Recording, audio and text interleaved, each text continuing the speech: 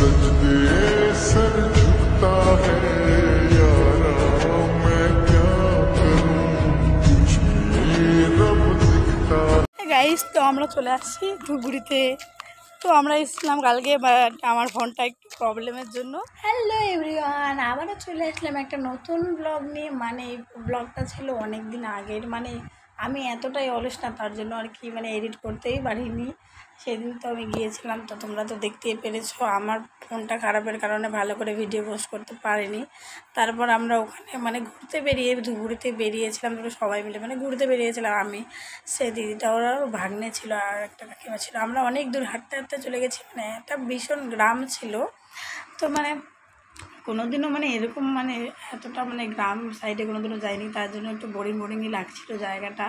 আর তোমাদেরকে কেমন লাগলো? আর এই ফুলটাকে আমি অনেকদিন আগে দেখেছিলাম, তো ফুলটা আবার মানে আমি আবার অনেকদিন পরে দেখতে পেলাম কোনো একটা জায়গায়, তো খুব ভালো লাগলো দেখে।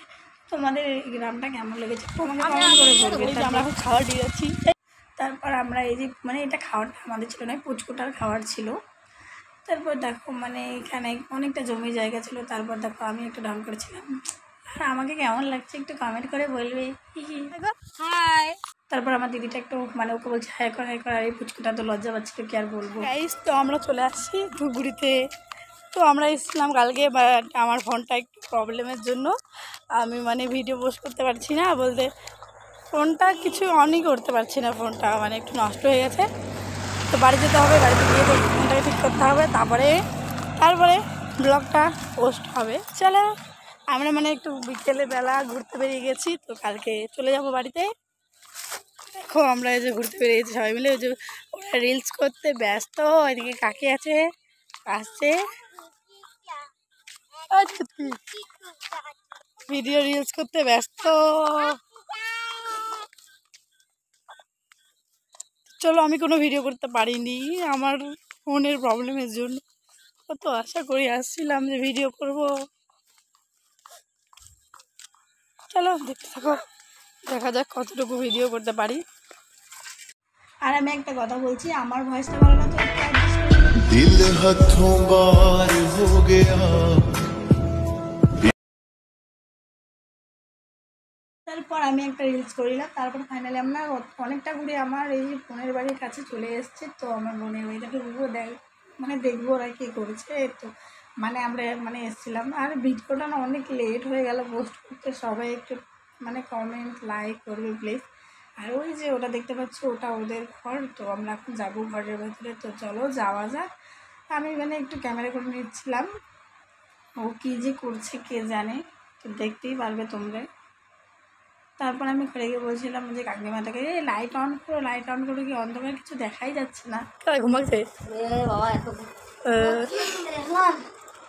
তারপর দেখো সন্ধ্যা হয়ে গেলে, সন্ধ্যাবেলায় আমরা চলে গেছিলাম মানে এখানে একটা মানে ছিল ওটা মানে ক্যাফে মতন, ক্যাফে টাইপের ছিল। তো ওখানে আমরা গিয়েছিলাম মোমো খেতে। তো চলো এই দেখো আমাদের মানে স্পেশাল করে মোমোটা দিয়েছিলো, মোমোটা চলে আসলো। তো আমরা এখন মোমোটা খাবো। মোমো ছিল, স্যুপ ছিল, আর মানে ঝালটা না খুব টেস্টি ছিল। তো তোমরাও খেতে পারো, এটা ধূপগুড়িতে অনেক মানে ভেতরে টাইপের, আর জানি না। তারপরের দিন আমরা বাড়ি আসার জন্য আজকে আর কি রওনা দিচ্ছিলাম। তো দেখো কি বৃষ্টি বৃষ্টি ওয়েদার, এতই মানে ভালো লাগছিলো। আর ভিডিওগুলো কম করতে পারছিলাম ফোন খারাপের জন্য, তার জন্য আর কি মানে মানে ভিডিও পুরো নিতে পারিনি। তার জন্য মানে দুদিনের ব্লগটা একদিনে পোস্ট করলাম, পরের দিনে মানে বাড়ি আসারটাও একবারে করে নিচ্ছিলাম। তারপর আমি ট্রেন চলে এসলো, ফাইনালি আমরা ট্রেনে উঠে গেলাম। ট্রেনে উঠে এটা ছিল কি যেন বলছিল, এটা বঙ্গাইগাঁও এক্সপ্রেস ছিল। এটা হচ্ছে বঙ্গাইগাঁও থেকে আমাদের হচ্ছে আর কি এনজেপি যায়। তো এনজেপির আগে স্টেশন থেকে আমাদের বাড়ি আমবাড়ি ফালাকাটা, তো আমাদের ওখানে নামতে হবে। এত কথা বলতে বলতে ফাইনালি আমরা তিস্তায় চলে আসলাম। তো মানে ভিডিওগুলো পুরো করতে পারিনি তোমাদেরকে, তো আগের মানে একটা মানে মিনি ব্লগে বলেছিলাম আর কি। তারপরে তিস্তাটা দেখো মানে এখন বর্ষাকাল, তার জন্য এই জলগুলো এত খোলা। আর তো তোমরা সবাই তো জানোই বাংলাদেশের যে অবস্থা, মানে কী বলবো।